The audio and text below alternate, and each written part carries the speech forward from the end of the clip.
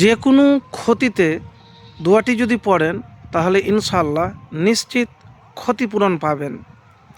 প্রিয় ভাই, আমি যে দোয়াটির কথা বলবো এই দোয়া আমার কোনো বানানো নয়। আমি এমন একটি আজকে দোয়ার কথা বলবো যে আপনার অনেক ক্ষতি হয়ে গিয়েছে, সেটা আর্থিক হোক বা যে কোনো ক্ষতি হোক। আমি হাদিসের দোয়া বলবো। কোন দোয়া সে দোয়াটি প্রথমে আপনাদেরকে বলবো, আমি সময় নষ্ট করব না। ইন্না লিল্লাহি ওয়া ইন্না ইলাইহি রাজিউন আল্লাহুম্মা আজিরনি ফি মুসিবাতি ওয়াখলিফলি খয়রাম মিনহা। ইন্না লিল্লাহি ওয়া ইন্না ইলাইহি রাজিউন আল্লাহুম্মা আজিরনি ফি মুসিবাতি ওয়াখলিফলি খয়রাম মিনহা। তো প্রিয় ভাই, এবারে বলবেন দোয়াটি তো জানি, দোয়াটির এত ফজিলত আছে যে আপনাকে বলে হয়তো শেষ করতে পারবো না। কি ফজিলত! যে বিপদে আপনি যা হারিয়েছেন, যা ক্ষতি হয়েছে আপনার, যদি ভরসা তাওয়াক্কুল আল্লাহর উপরে পূর্ণ থাকে তাহলে দ্বিগুণ জিনিস পাবেন, দ্বিগুণ জিনিস পাবেন।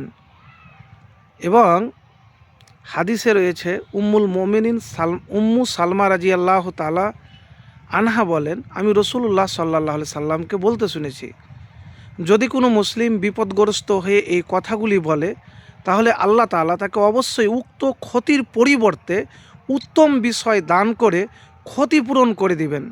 উম্মু সালমা রাদিয়াল্লাহু তাআলা আনহা বলেন, আমার স্বামী আবু সালমাহর মৃত্যুর পরে আমি চিন্তা করলাম আবু সালমার চেয়ে আর কে ভালো হতে পারে। তারপরও আমি কথাগুলি বললাম, ইন্না লিল্লাহি ওয়া ইন্না ইলাইহি রাজিউন আল্লাহুম্মা আজিরনি ফি মুসিবাতি ওয়াখলিফলি খয়রাম মিনহা। তখন আল্লাহ আমাকে আবু সালমার পরে রাসূলুল্লাহ সাল্লাল্লাহু আলাইহি ওয়াসাল্লামকে স্বামী হিসাবে প্রদান করেন। মুসলিম শরীফ 918 নম্বর হাদিস।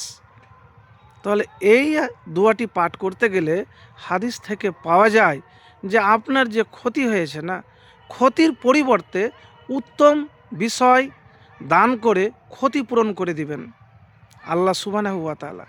তো প্রিয় ভাই, আপনার ক্ষতি হয়েছে তো কী হলো, হয়তো অনেক ক্ষতি হয়েছে, কিছু কিছু ক্ষতি, কিছু কিছু বিপদ জীবনে আসা দরকার।